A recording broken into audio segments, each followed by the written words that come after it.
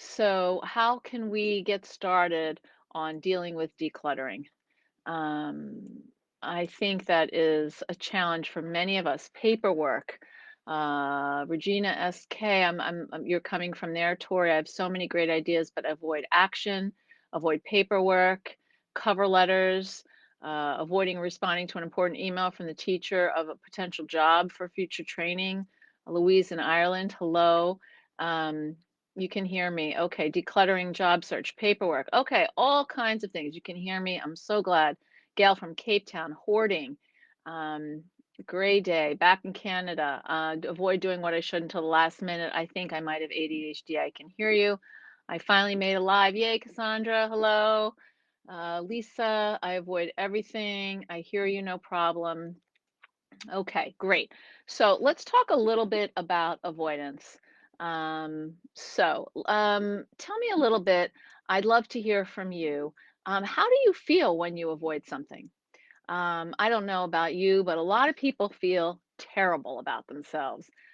They're avoiding it and they say all kinds of things to themselves to put themselves down when they're avoiding it. So I'm curious, what is that negative voice in your head that's telling you that how you feel when you avoid something? So let's see, like a loser, crappy, low self-esteem, anxious.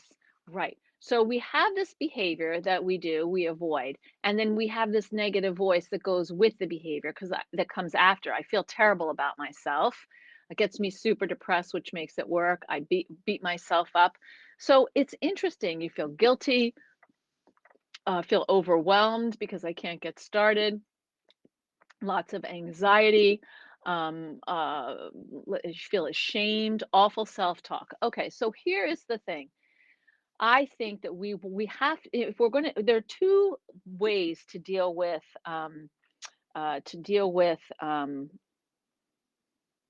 there are two ways that we want to deal with avoidance. The first avoidance is all the things that you're not doing. So whatever the activity is that you can't stand, and then the emotional side of that, the laziness, the anxiety, the imposter syndrome.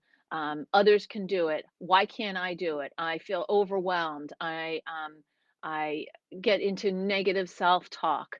I'm unaccomplished. I'm depressed. I feel bad. I'm never going to measure up. Um, I don't like repetitive tasks. I can't do things. You feel terrible and you can't stop doing it. So I think that's one of the main things about avoidance that we want to talk about today because I've talked before about productive procrastination and about perfectionism, but we haven't really tackled avoidance procrastination. So let's break it down. So, avoidance procrastination is dread of an unpleasant task.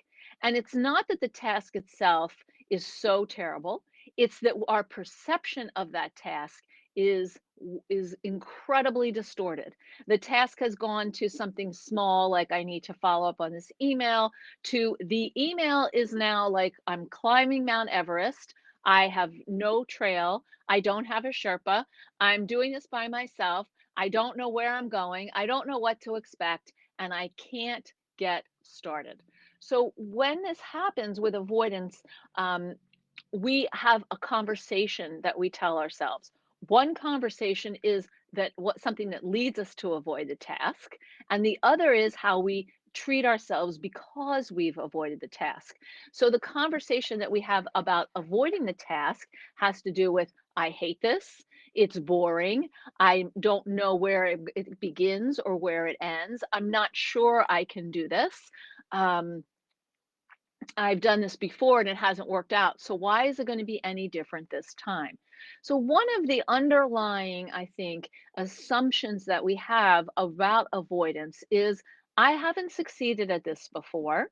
Why will I succeed this time? That's one thing. And the second thing is that I can't. Um, I'm sorry, I'm reading that someone is close to leaving because the interruptions are many and we can't fully know what is being said. I'm very sorry about that. I don't know what to do about it. Um, Some of you have interruptions, some of you don't. So I want to go back to what I'm saying is that we have this conversation about avoidance. So it's about the actual act of avoidance, which is I dislike this thing. Um, it's unpleasant to do. I don't personally want to experience the discomfort or the unpleasantness of doing it. And or I failed at this before, or it hasn't worked out for me. So why do I think it's going to work out this time? And so I'm not going to try. It's the kind of it's kind of why bother? I expect failure. So let's break those down. Okay. So um, the first one is this task is unpleasant. And for the ADHD brain, the now not brain, the unpleasantness of doing a task feels endless. So when you have something that you have to do that you don't like, you can't see that that there's something on the other side of that task, that you'll finish that task and then you'll get to the other side and it will be okay because the now moment is terrible. And that has to do with that now not brain that goes along with having ADHD. I don't if I'm in it, I'm in it. If I'm not in it, maybe then it's not in my face, it's somewhere else. So, one of the challenges with avoidance procrastination is that the size of the task is either too big, in reality, it's too much, you haven't been able to break it down into chunks, or your perception of the task is that there's so much weighing on this task that you can't start it because if you don't do it right, something terrible will happen. So the thing is that actually being able to break a task down into smaller bits is the number one solution to dealing with avoidance procrastination. Because when you can't get started on something, the task seems too big. And that too bigness can be it's unpleasant, it can be the actual elements of the task that seem overwhelming, or it could be the energy required to do the task. So, what we have to do is break it down into smaller pieces. And if you can't break it down, then into a small enough piece that you can actually get started, then the pieces aren't small enough. So, what I'd like you to think about is a task that you're dreading. And what about it is so unpleasant? I don't like I have a lot of clutter. I can't see my way out of the clutter. I don't know where to begin with the clutter. Even if I do a little pile over here, there's still so much else left. Decluttering was an issue for many people. Some of it had to do with work projects. I don't want to get started. It's going to take a lot of time. It takes so much time. It's hard for me to write. And for others, I don't know how to break things down. So let's start with that. I have a number of people saying, I don't know how to break it down. It's the never ending of it, the maintenance, how I clean someone else's house, but my own, it seems like wasted energy. So what makes it hard to break things down has to do with I mean, a lot of these executive functioning skills, interface when it comes to procrastination. So what makes it hard to get started um, has to do with issues with initiation, but also issues with time management, organization, and planning and prioritizing. So let's roll it back. Let's roll it back a little bit. I'm just going to increase my light because I look a little bit too dark here. Um, when we have to prioritize something, when we can do a brain dump of the things that we have to do, or we have the task and we want to break it down into components, what we have to do is look at what are the most important aspects of this and what are the urgent aspects of this. Urgency has to do with time pressure. There's a real sense that this needs to be done now, and if I don't get it done, something bad is going to happen. Okay. Importance has to do with a value, how a goal, an ability to perform in a certain way. And so, what happens to a lot of people with ADHD, if we think about the Eisenhower matrix, is that you end up living in the urgent and important quadrant, which is quadrant one. And that is the quadrant of emergencies and crises. There is where you get something done. Why? Because you are up against the wall and adrenaline, cortisol is now flooding your brain and activating your brain to be engaged in the activity. This motivates you to get started. Okay. But this also creates a lot of stress in your body. And so what we want to do is to live in a way where we get stuff done, but we decrease the stress. And how are we going to do that? What we're going to have to do is to look at our task and figure out, how can I break it down? What are the elements of the task? And what happens for a lot of people is they don't do this step because it's not fun. It's just not fun. It seems, boring and a waste of time. And I'm not actually getting anything done. I'm just talking about or thinking about how I'm supposed to get something done. So it's not helping me move forward. This kind of thinking is thinking. Okay, you are sabotaging yourself by thinking this way because what you actually need to do is spend a time before you do something so you can accomplish it effectively. When you were in school, some of you may have sat down to write a research paper with all the books open up around you. You don't have the quotes taken out, and you're going from book to book, and you're trying to figure out what you want and put it in the paper, and it took you hours to write a paper. Because what would have saved you time was to say this quote, these pages, to make a document to say these pages have this information, these pages have this information, this is where this is. So you could go back to it when you needed it while you were writing along. It's like, oh wait, where is that thing about perfectionism? Oh, okay, it's on in these pages. Let me go to that. So one of the things that we have to do is actually plan to do something. We have to plan to break a task down. We have to prepare to accomplish something. And what we need to do is to talk back to the voice in our head that tells us it's stupid to prepare work to do work. It's not. It's not stupid. So we want to do one thing at a time, one task. Someone wrote here, my books were riddled with Post-its in college. Um, Elizabeth, wait, is there a different way to do it other than book spreading? Sometimes book spreading can work for you, sometimes it can't. But one of the issues is someone said that they have trouble breaking tasks down. So perhaps book spreading works for you. I was just using that as an example. Um, but if you're able to organize your notes on one subject in one document and another subject in another document, you wouldn't be scanning all the time through these resources as you're writing, which makes it harder. So this gets us back to list making because avoidance actually tells us that lists are stupid and we don't need them. And besides, the list that we make has 40 things on them. So I'm working with someone who has who used to make lists of 40 things that they had to do, and then would cross off 3 at the end of the day and feel like nothing had been accomplished, right? And he would avoid the other things on the list, okay? Now, I said to him, "Make your brain dump. Dump out those 40 things and instead take 5 of them and put them on a separate piece of paper."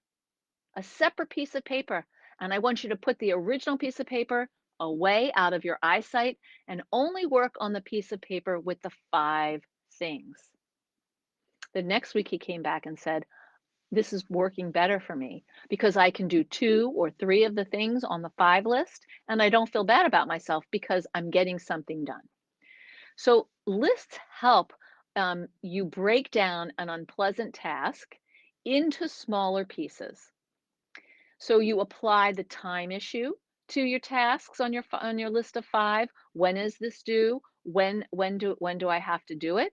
And the importance issue. What are those things that have a lot of value to me? Okay. So that's the first way we're going to start with dealing with avoidance. Breaking things down into parts makes them more manageable to attempt because you're asking yourself to do a tinier task. So, for example, if you have a lot of clutter in your kitchen, how would you break down going about to reduce the clutter? You'd have to start with maybe clearing one counter, or maybe you need some boxes. This is where the mail is going to go. This is where clothes are going to go. This is where old newspapers are going to go. And you put them in different bags so that you have places for them. Okay. So look at your counter and see what's on my counter that isn't working. And then find a place to go and make a list. I'm only going to do mail and trash. That's it. That's all I'm going to do.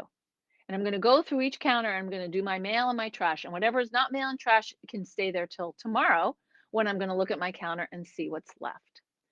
So we have to really try to break things down because when you consider the ways that you procrastinate, when you understand your patterns, you're going to feel more empowered at reducing your delay tactics.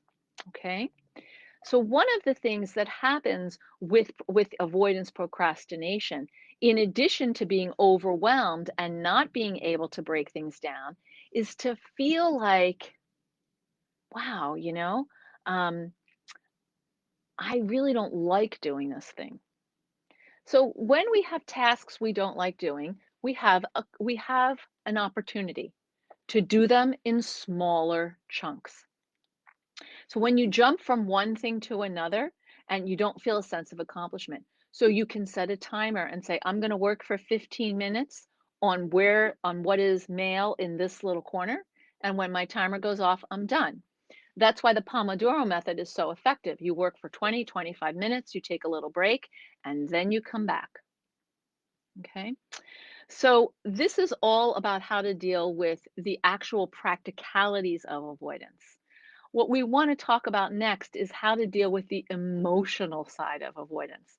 So before I do that, I want to see what's in the chat, and then we'll come back to talk about the emotional side of avoidance. Wow, there's so many great comments. I don't know where to begin. Okay, I'm going to begin at the top, well, because Facebook has eliminated so many of them. Um, book spreading and index cards worked when I was in college. Great. I'm the queen of planners and lists, and it's never ending. Right. So, one thing that we want to do is to make smaller lists. You can do a big brain dump, but then you want to take that list and only take the five top things. Or, if you can and you're able to, you can look through the list and see which are the five most urgent things. I'm going to deal with those. I make lists, but I do like your friend, have lists of a million things. So lists of a million things is only going to increase the chances of you doing avoidance procrastination because no one wants to do a list of a million things. It's intimidating, it's overwhelming, and it doesn't promote a sense of achievability. So that's the thing that is actually the counterweight to avoidance procrastination is achievability, a sense of achievability. How am I actually going to get done what I have to do? Okay. What about when you really have more tasks than one person can handle? That happens, Shelley, to so many of us, and particularly those of us who have a lot we want to do. We have big appetites. We are responsible for a lot of things. So I think what we want when we have more things than we can actually do, what we need to do is do that big brain dump and then take the five things that are urgent, that have a time related value and do those first. And then go back and take five more things that maybe don't have a time related value, but are important to us and that matter. A brain dump, Cassandra says, a brain dump notebook has helped me tremendously in not feeling overwhelmed by all that is in my brain. Yes. Um, so many planners and stickers to make it fun and interesting. Great. I've worked with people who use different color markers, who use stickers. When they finish something, they actually reward themselves. They feel good about it because they want to acknowledge that they're making progress. This is where a body doubles or an accountability buddy comes in, particularly for avoidance procrastination. If you have someone you trust who can understand how much you hate the clutter in your kitchen, who maybe will come over and have a cup of coffee and kind of talk you through it or keep you company. Or you can put up FaceTime or Skype and talk to you and help you while you're there. I have a client who basically said, I can't, my room is so disgusting. The clothes are everywhere and I don't even know where to start. And we were doing it on, it was a Zoom client. And I said, okay, do you want to show me what your room looks like? And she said, no, I'm too embarrassed. I said, okay, well, where could we start? And she said, well, I guess we could start with the dirty laundry. I could put that in the basket. I said, great. I'm going to sit right here with you and support you while you pick up the dirty laundry. And let's talk about how your day went at work while you're doing that. And we did that. And then I said, and what's next? She said, well, there's trash and like food wrappers and stuff. And I said, okay, what do you want to do with that? She said, collect them and put them in the trash. So I sat with her while she did that. And slowly she was able to see her floor. She needed someone with her.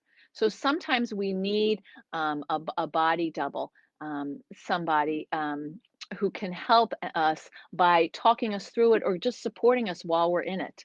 Um, Cassandra says starting with trash actually makes me feel better because I'm getting rid of things and it gives me motivation to keep going. It can be very satisfying to pick up trash and throw it away. And you're like, wow, look at that. It's in a place where it belongs. Um, Welcome, Debbie. The emotional side, feeling of control. Yes, I have a process for tackling a sink that has thrown up dishes onto the counter as well. Great. What was the now, not now brain? Nicole, when you have ADHD, you have what I call a now, not now brain. You're focused on the now. If the now is very unpleasant or if the now is very pleasant, you're just going to stick with that. You don't want to deal with what might be on the other side of the now, the next present or the future. The emotional side, a safe way to express anger. I'm not going to do it. Need help with sabotage. Okay. Regular life seems to fill up the day. Clutter just stays there. Right. So you have to set aside specific time to do one of these projects that you're avoiding. It's not going to miraculously appear in your day like, oh, okay, I finished dinner. I'm going to clean up the mud room and or do my closet because that seems like a good thing to do after dinner. It's not going to happen. You need to schedule it when your brain is fresh and awake, perhaps in the morning or around lunch. Um, my ADHD needs to listen, but I want to go do something else. I'm distracted, but not bored. I clean my room over and over, like 3 days, and my room looks like it was before. Perhaps we could switch tasks. I finally gotten to the point where I'm doing 15 minutes, 10 to 15 minutes a day. But when the initial task needs to be 2 to 4 hours uninterrupted or throughout an entire day, the daily doesn't help as much. Right. So what we want to do in those situations when we have a longer task is get a buddy to help you. You work for 15 minutes, you schmooze for 5. You work for 15 minutes, you take a little bathroom break and get some water. You work for 15 minutes, and then maybe you're done for the day. We have to be able to chunk things up and set aside an outside amount of time. That's the total amount of time. So like 1.5 hours, and then chunks in between. Suzanne, do better with week at a glance, post it on my kitchen cupboard door, fill in the pencil with each week. Also use the phone calendar, but I like a big visual, so paper calendar on the desk with a whole month, the more the merrier, and use pretty stickers as reward. Lovely. Let's see. I just lost a bunch of them. Sorry. My college notes were so colorful, I didn't realize it at the time, but this was probably to get me excited about studying. Not sure it helped, but it was better than avoidance. How could you translate that to your life now? Cassandra, I couldn't do half of what I do without a body double. I'm always talking to someone while doing dishes or cleaning the house. If I can't call anyone, I blast whatever music my brain wants to hyperfixate on, set my timer, and get going. Oh, yes, I have done some serious projects listening to the Talking Heads very loudly in my room. In fact, last weekend it was my closets. Um, Someone says I try to limit myself, use a Filofax. I'm a caregiver to several and not well myself, so I never feel like I can keep up. How can I start small when everything, and thank you, Facebook, for deleting that. When you want to start small when everything seems important, take one of those things. Your goal is to do one task at a time and feel a sense of accomplishment with that one task. One of the problems with avoidance is you're trying to do several tasks at the same time and accomplish most of them. And then you feel like you're not getting anything done. So we want to break it down. That's why that smaller list of 5 things, maybe for you, it's not 5 things, maybe it's 3 things. And then when that's done, you can move to that. It's harder as an adult because no one is rewarding you with validation after accomplishing something or visiting. That's true, but you can reward yourself. You can put your want tos after your have to. You want to watch the next episode of Bridgerton or The Flight Attendant? Great. Spend 30 minutes doing something you don't like and earn it as a reward. Um, yes, this will be archived. Okay, so I want to talk a little bit about about the emotional side of avoidance, the self-sabotage, the self-loathing, and the shame. So we all have things we like to do and things we don't like to do. Whether you have ADHD or not, we all struggle with doing things we don't like to do. And this is why, okay? Dopamine, the neurotransmitter and the neural pathway where it runs through the pathways in our brain, is all about reward, satisfaction, um, interest. ADHD brains naturally have lower amounts of dopamine. So if it's hard for a neurotypical brain to work up excitement about cleaning out the litter box, it's going to be twice or 3 times as hard for an ADHD brain to do that because you have lower amounts of dopamine for a task that's already a low dopamine task. If it were gaming, a high dopamine task, or maybe going for a run, or maybe meeting a friend for dinner, you would be more motivated to do that. And you wouldn't struggle as much because that's an inherently pleasurable task. It's these tasks that are not pleasurable that make it harder for us. And Cheryl says, it appears that I'm lazy, but to me, it's just like I can't. So I would like all of us to take lazy and put it in the trash. You are not lazy. There is no laziness. There are difficulties with motivation, with initiation, with persistence, with completion. But there's not laziness because laziness implies you don't want to do the thing. Like you basically don't care. And that's not what I'm hearing from any of you today or seeing. What I hear and see is that you do care, but you can't bring yourself to do it. So, what are we going to do when we cannot bring ourselves to do something? Make it smaller. Connect with a friend or family member to talk to us or sit with us when we do it. I do this myself.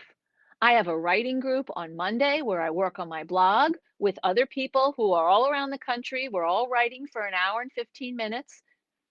Our cameras are off, our volume is off, but we know we're together. We check in the beginning and we check in at the end. I do this on Friday. I have a group of friends, and this is also a get stuff done group. And often it's stuff we don't really want to do or projects we're working on, and we're just there supporting each other on the project, doing the project, knowing we're all working simultaneously on our own thing. This helps us, particularly for things that are kind of onerous. Like maybe you have 200 emails and you have to go through them, or maybe you have to write a report for work and it's really hard to do this on your own. How can you work with someone to buddy up so you're hanging out together? In the beginning, you say what your goal is, and then you work on that. And then at the end, you say, I was able to accomplish this part of my goal. I really appreciated it. Romeo says it's hard to stay focused for 15, so my brain is like everywhere. So 15 minutes is too long for you, Romeo. So you need to focus for 10 minutes if that's how long you can focus. And then you take a 2-minute body break and then you focus for another 10 minutes. Stop judging yourselves for how long you can focus or how long you can't focus. Okay? Okay. Whatever you can focus on is what matters the most. Cassandra, being compassionate with yourself and giving yourself grace is the most important thing for everyone. I totally agree. Our brains don't like to be consistent with things. We get bored easily, and routines aren't always going to work for us together. Understanding this is what matters. Angela, that's right.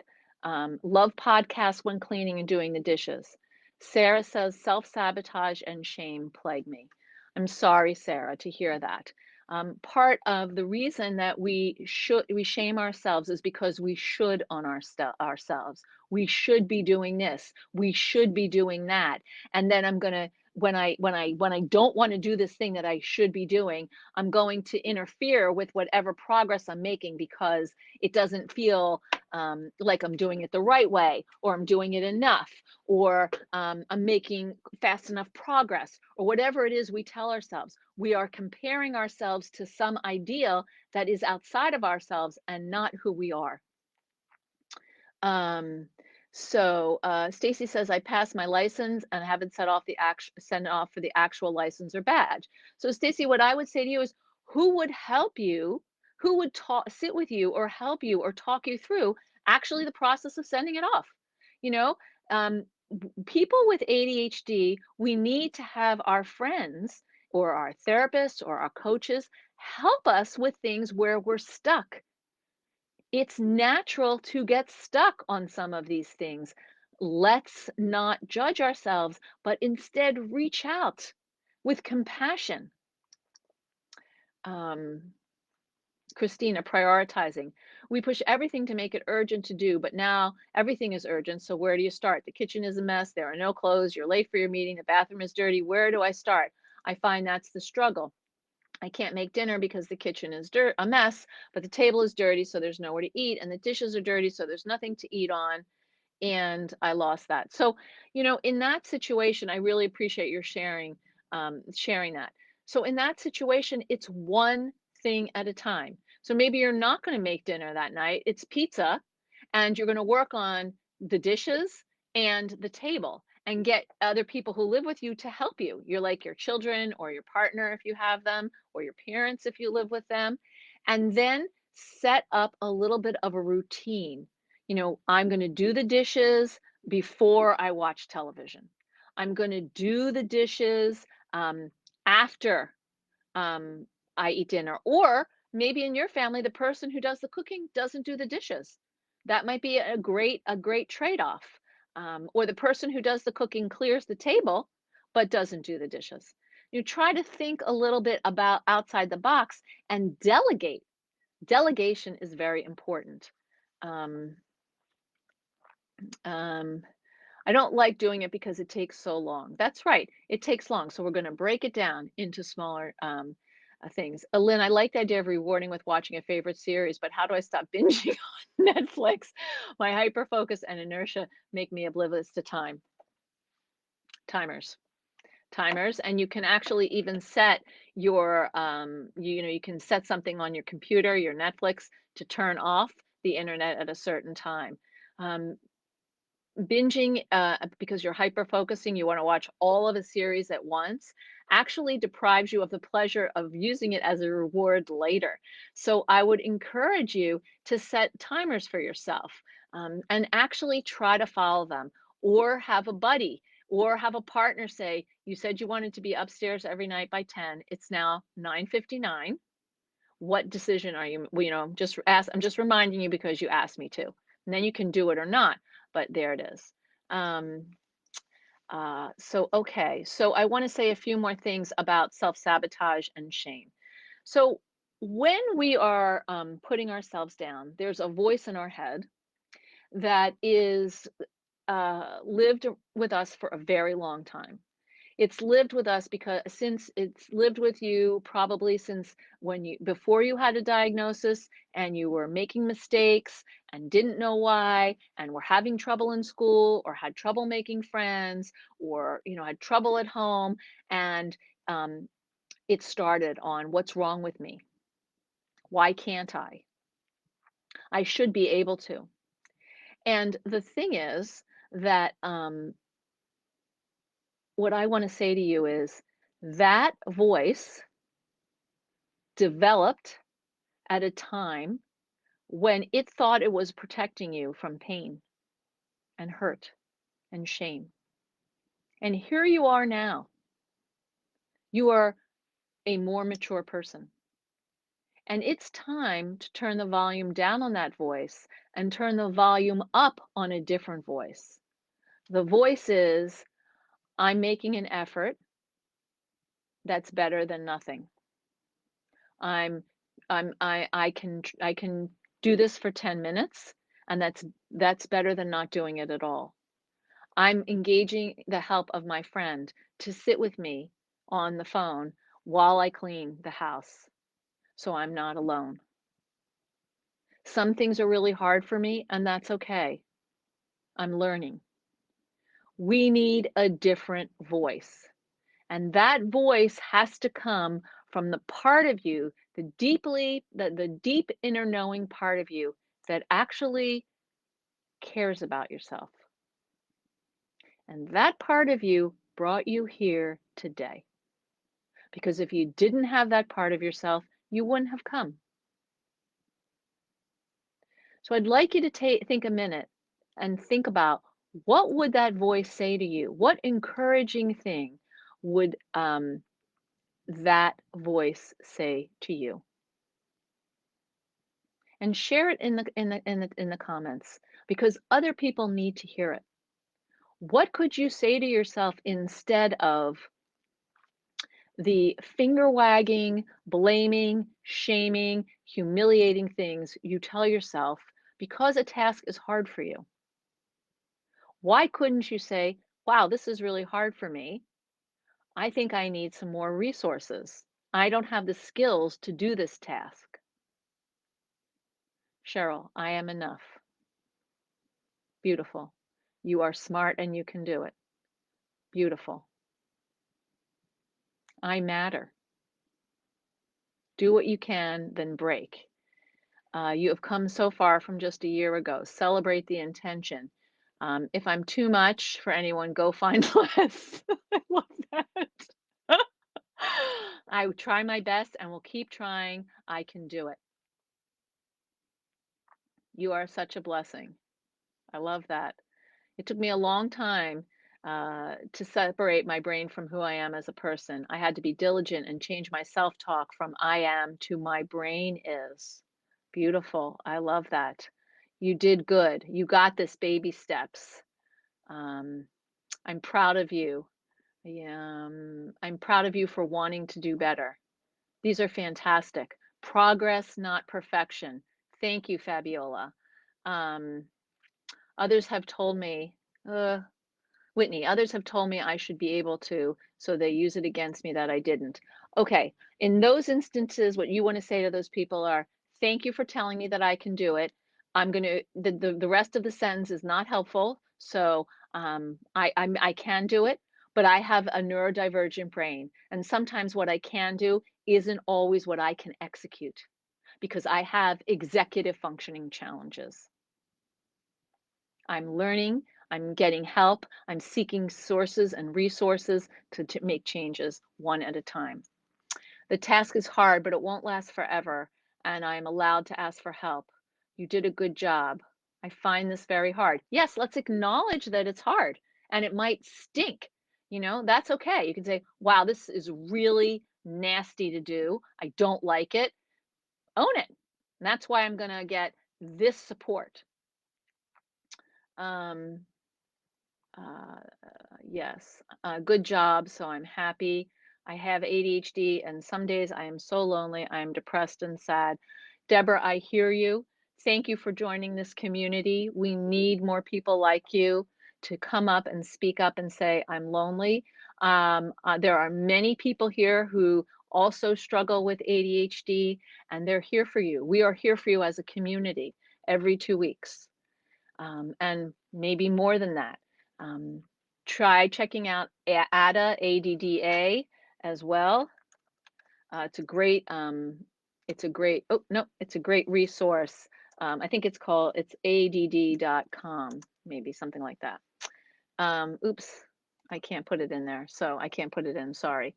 um, one step at a time. And in fact, what I want to do right now is share with you my shame handout because I am sensing so much shame among so many of you.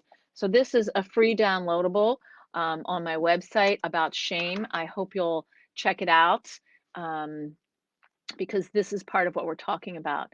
You're amazing because this is hard. You're doing great. This was great advice. Thanks for your easy explanations. You're most welcome. Donna, and you need to connect with the person who said they're lonely. Send them a message directly and exchange emails. You are resilient. I learned this in DBT. You are doing the best that you can and you can do better. It's about this is for DBT therapy, acceptance and change. You can't change yourself until you accept yourself. And the doing better part with ADHD is getting the help you need to learn how. I like to say you're doing the best you can with the resources you have available to you. And if you're struggling, then you need more support and more resources. Let's see, some more comments here are these are amazing. Is please try okay? Of course. Um, I don't have to be perfect to be amazing. Nope, I am enough. Delegate the hard parts. I would say you do amazing to caregive for two other people on top of yourself. People tell me I'm superwoman, so I'm working on believing this. I do my best to forget the rest. Oh, you should definitely listen to the Alicia Keys song Superwoman and play that loudly in when you have a chance.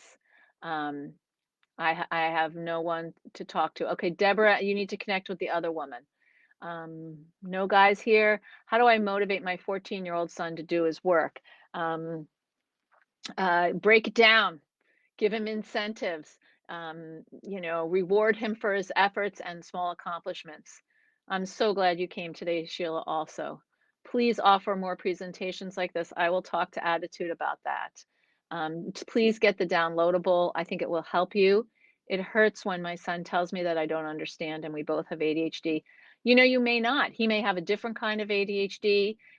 He may believe that you understand. He may say that just to hurt you because kids do that when they're trying to, find their own identity. I know it hurts you, but I wouldn't take it personally. I would say, you know what? We have different kinds of brains. Maybe I don't exactly understand. Explain to me, show me, tell me what I don't understand.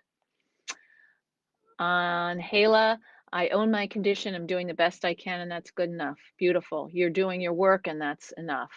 Ditto. I'm lonely too. Thanks for being here. This has been the worst week because I had COVID. I'm so sorry, Kelly. You're welcome. Well, that's a wonderful book, Cassandra, by my friend Sari Solden and Michelle Frank. This is a great book, A Radical Guide for Women with ADHD. I highly recommend it. This is such a supportive group. Write a post on a sad day. We're here if you need a listening ear. Thank you. Big Mouth on Netflix has great episodes on anxiety and shame and how to overcome them, and they're hysterically funny. Oh, I'm going to check those out. I'm writing that down. Thank you. Althea, nice to see you. It's hard when you're doing something you don't want to do and shouldn't have to because it is someone else's stubborn choices. That is hard. And I think sometimes, people, particularly women, we take on things that aren't ours because we are conditioned that way. We want to avoid conflict. We are empathic. We're relational. So we have to work on setting limits. I'll put the link in one more time. Yep. Okay. Um, we can talk about motivating kids in a separate episode of our Facebook Live. You're welcome, Kathleen. Thank you, Joy, for coming.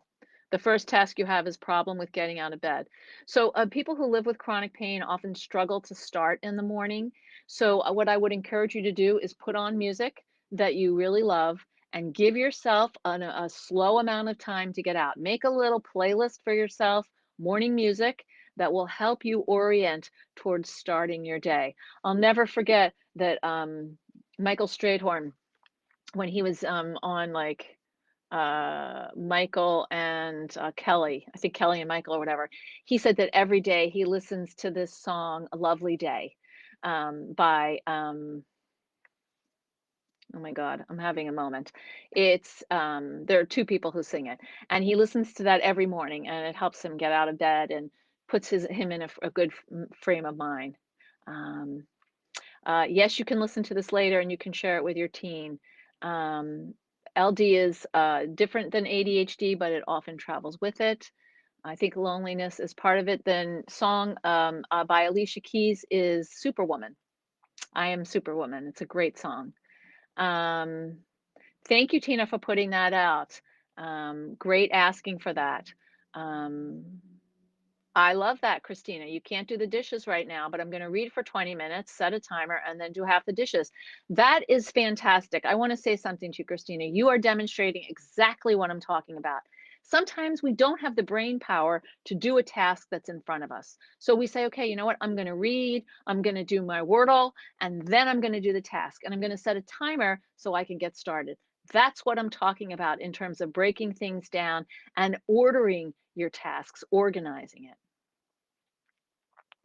All right. Well, we are almost out of time. Um, I want to thank you so much for joining me. I want to encourage you to stay in touch with each other. There are so many amazing comments here. I don't even know where to begin. They're just incredible. So I thank you from the bottom of my heart for sharing your true selves here and for being willing to risk any kind of embarrassment by opening up, because that's why we're here. We're here to support each other. We are here to support each other. Um, have a wonderful weekend. Bill Withers does it. And also, I think, is it Regina Spektor? I'm not sure. Um, Motivating kids as a separate seminar would be fantastic. Okay, I'm happy to do that. I'll put that down. I did, there are some webinars in Attitude. I know I did one a few years ago, so you could check that out. You're welcome that it was more for adults. We're trying to do an every other week adults and then, things for everybody and then some for adults. You're welcome, Nicole. You're welcome, everybody. I'm so glad you were here, everybody. Thank you. Um, Learning difference, yes. So learning difference is a much nicer term. I like that term better. Often I say learning disability because in order to get services, you have to use that term. But I do prefer learning difference, just like I prefer outside the box thinking or attention wandering instead of an attention deficit hyperactivity disorder or fast brain, because nobody wants to have a disability or a disorder. So thank you so much for bringing that up. You are a great group. Um, let's see, you're welcome. Big Mouth is great and raunchy, be advised. Okay. Thank you. The connection.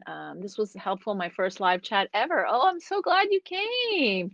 Great. Get started for the weekend and cope after the loss of your dad. I'm sorry. That sounds hard. You're welcome. It's so great to feel like you're not alone. Yes, and the helpful ideas. I like to think of my ADHD more like my brain's mood. It comes and goes rather than a curse or a disabling thing. It's helped me so many times on my assignments, but also hindered me and allowed me to read extremely fast. My friends and parents help keep me on track on the days when it's worse and are extremely understanding and supportive. Um, you're welcome.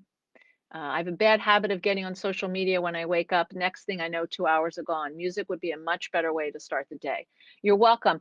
And I would encourage you that if you can, if you have like Alexa or something like that, you probably can set that. Just like we would in the old days when I was a kid, I had a clock radio and I would set it and it would wake me up in the morning with a radio station. So you might want to try that.